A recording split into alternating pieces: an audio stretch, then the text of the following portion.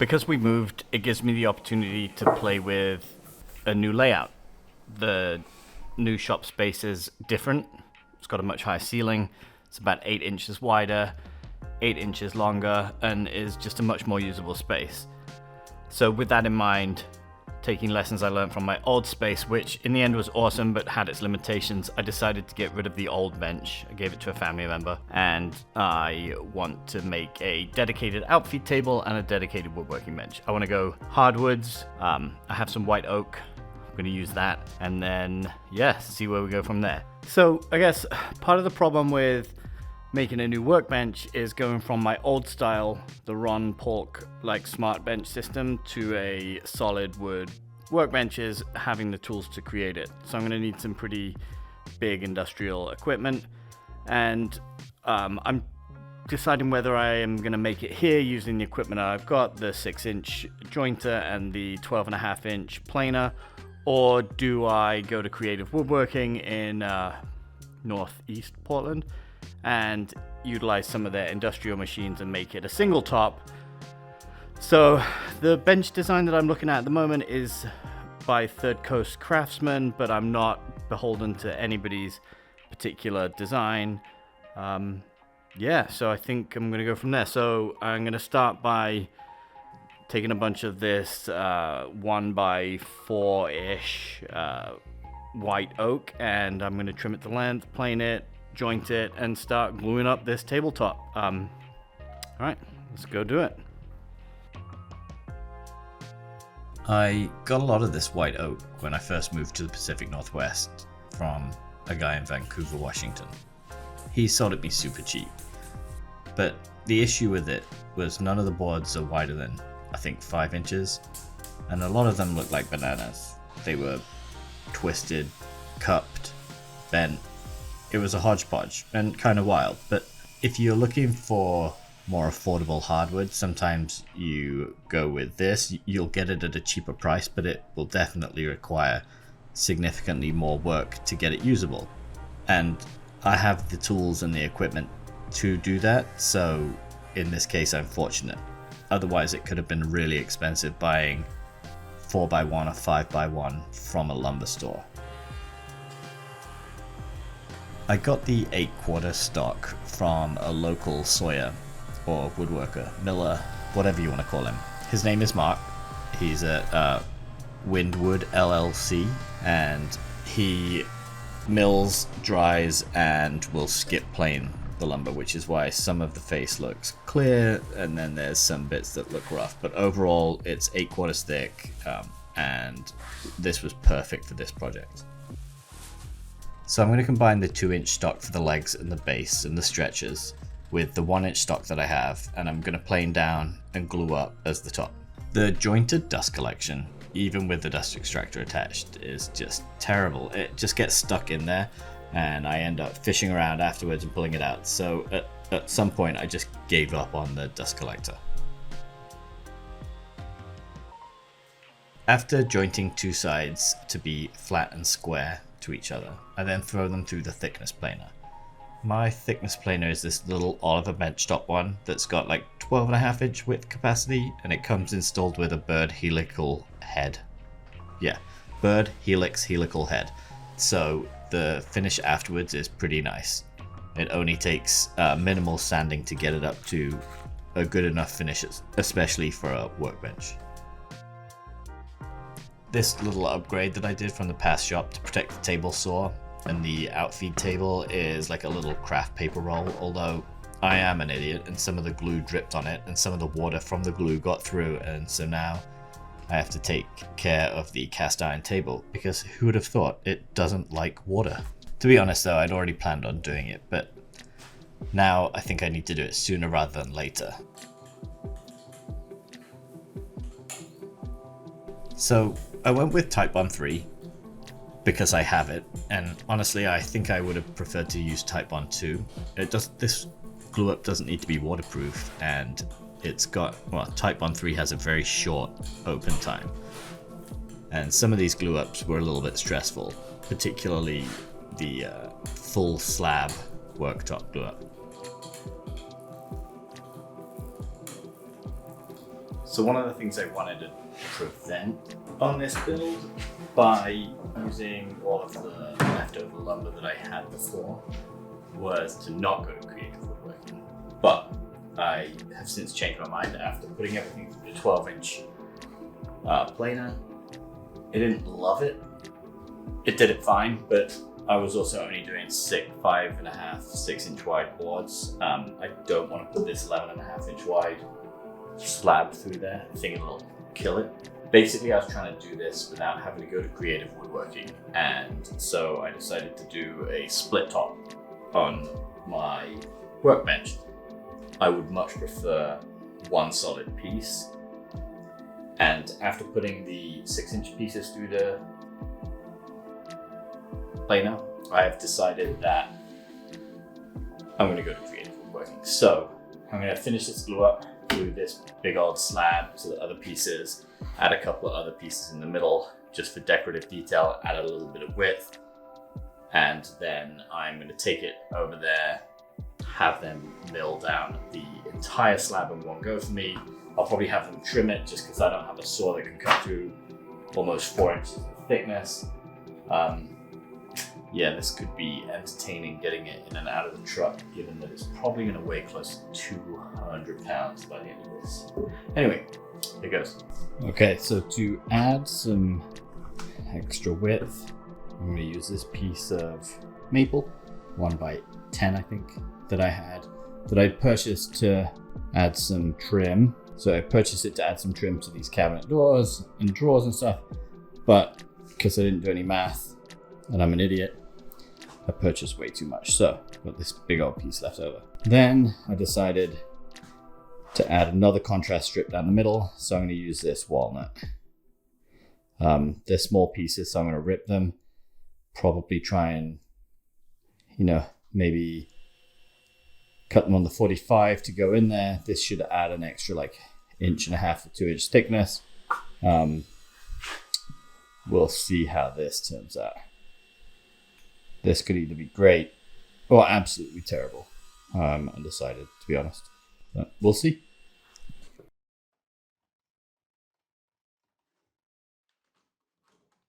So the walnut pieces that I cut on the 45 were slipping and sliding all over the place, but after wrestling with it for a minute, I managed to get it glued up pretty good. It wasn't perfect, and in hindsight, I would have done things a little bit differently, but you live and learn. And again, it's just a worktop bench top. According to the online wood weight calculator that I used, this slab weighed a little over 220 pounds, given its thickness, depth, and length, and species of lumber. So it wasn't the easiest to get in the truck. But, you use what equipment you have, and in the end, a little extra body weight behind it, it's doable.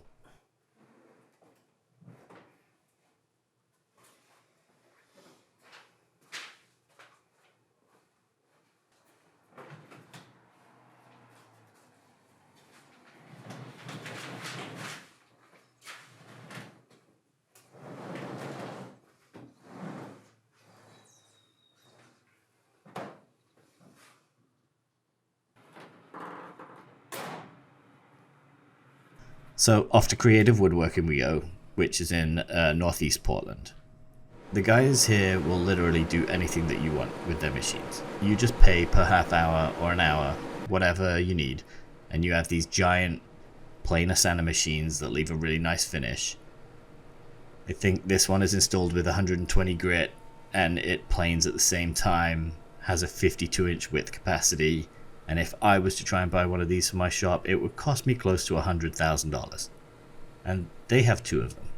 So after it goes through that, they've got this giant sliding table saw that can take up to a 16-inch blade. And one of these is, I think, $75,000 and cuts through this like it's cutting through some pine. It's kind of ridiculous.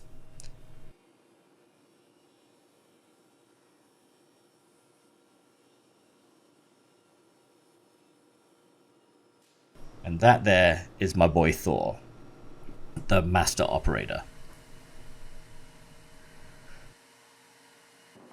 So I get everything back to the shop, and now that I've got the top essentially finished, I'm going to use it as some way to work on the base. I put it on top of a little DeWalt pop-up table thing, and although it's not super stable, it definitely does what I need it to do.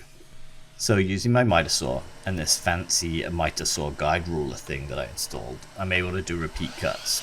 I have the Jonathan Katz Moses stop block, and it was super easy to install. And this has definitely sped up my workflow and allowed me to make repeatable cuts very, very easily. This is the first time really using it. In fact, this is the first time using it on this project, and it is a game changer.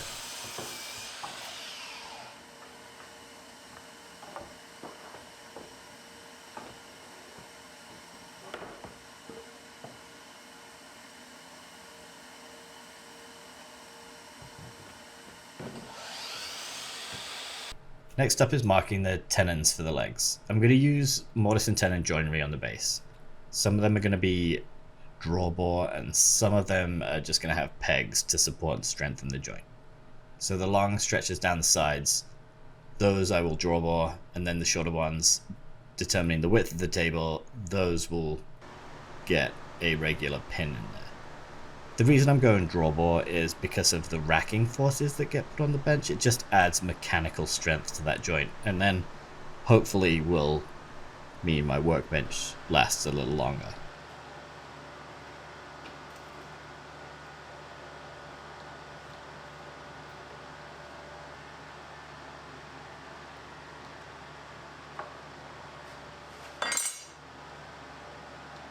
This is the first time that I remember doing a mortise and tenon, but I may have done one in woodshop back in high school, or even after high school when I was working doing some job site carpentry, but honestly, I doubt it. So I took it super slow, and after a couple, I started to feel comfortable, and I haven't looked back.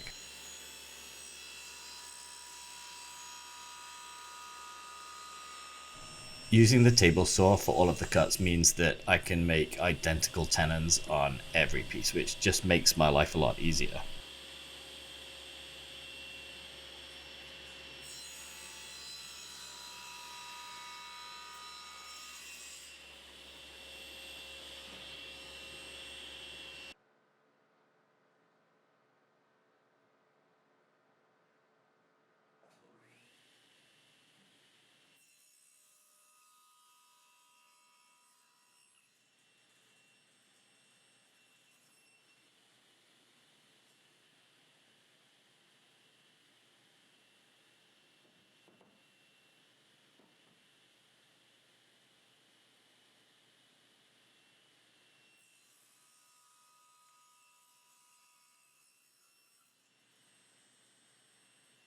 After making all the tenons, it's onto the mortises in the legs. The legs are 3 pieces of lumber that I milled down and glued up and squared up during the milling process.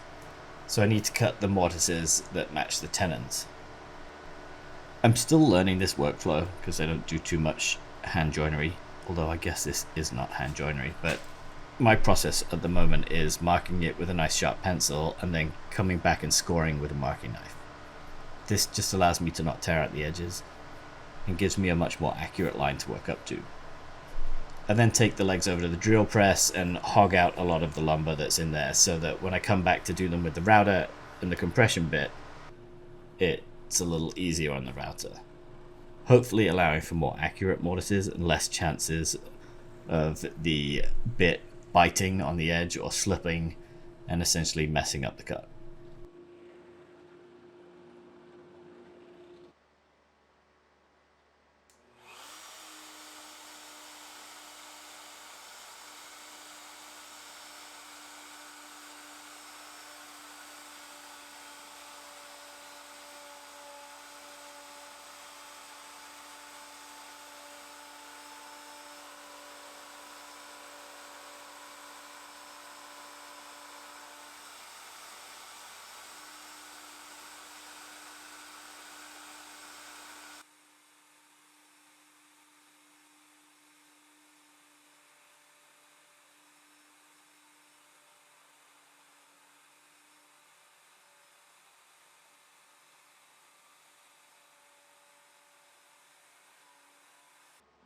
Now onto the drawbar part. I drill all the way through using this guide to keep my drill bit square, and then I use a piece of oak offcut that I have on the back so that I don't get any tear out. After this, I'm going to put the tenon into the mortise, mark the center of these holes on the tenon, and then offset them by 0.5 millimeter and drill holes in the tenon. This way, when you put the pin through, it literally draws the joint tighter. I will say this is the first time I've done this, and instead of offsetting by 1 millimeter, I should have probably done 0.5 millimeter or less, because I ended up having a nightmare of a time getting these pins through. But anyway, you live and learn.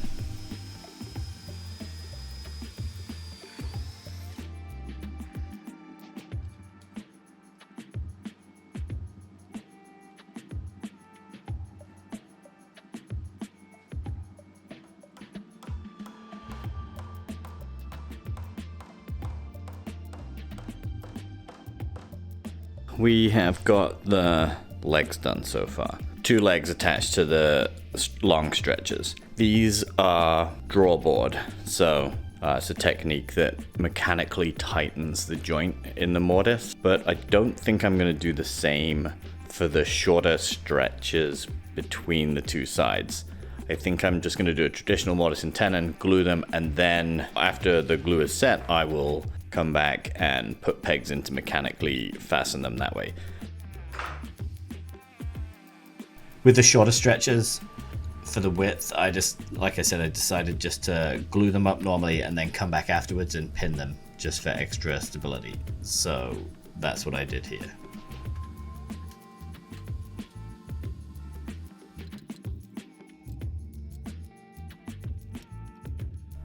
When trying to assemble this base to get everything together so that I can put all of the pins in and lock up the base, I put it on the table, and as you can probably guess, I'm an idiot, and you're about to see here, I knocked half the bench over, almost wiping out my bike.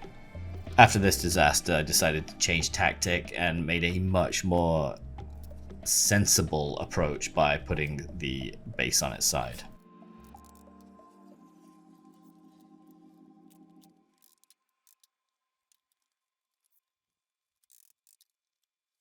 I used cherry dowels here, and that was a nice little offset in color. But honestly, I wanted to use walnut. They just didn't have any walnut dowel, and I don't have a dowel maker.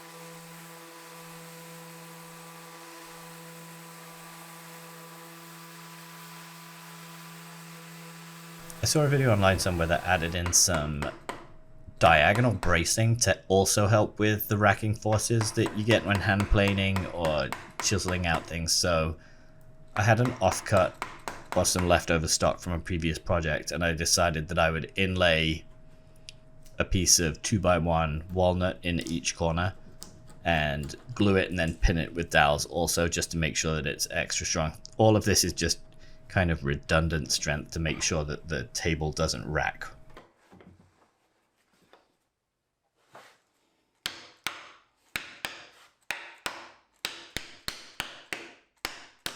I added this cross brace along the top, partly to make sure that the 2 long stretches don't bow out or push in, but also just to add a little bit of strength when holding this top, because the slab top does weigh close to 200 pounds.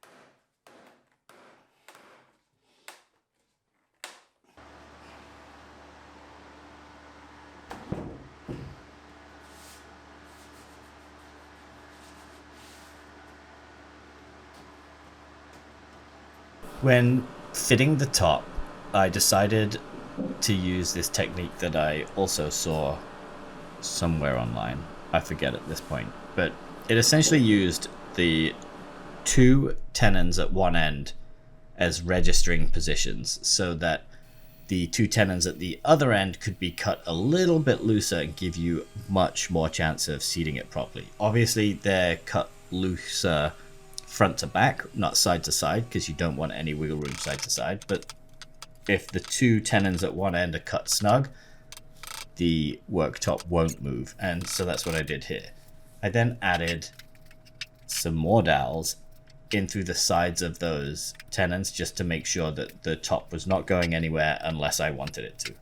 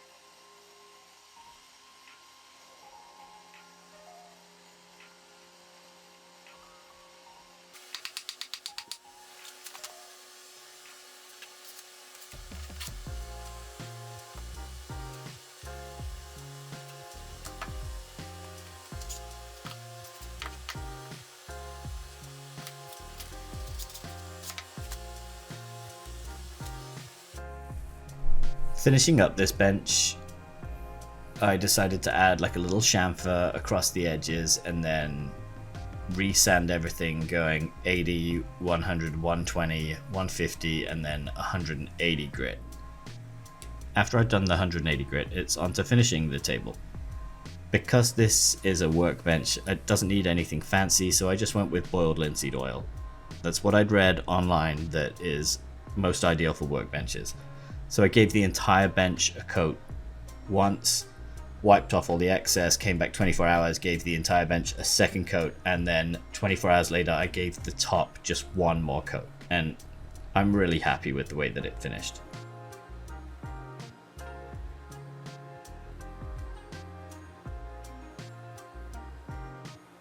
In the next video I'll be adding hardware such as a tail vise and a regular vise. I ended up going with a brand called HNT Gordon, which is a little fancy, but I'm already making this bench out of white oak, so at this point I may as well go all the way. And all there is left now is to look at this thing.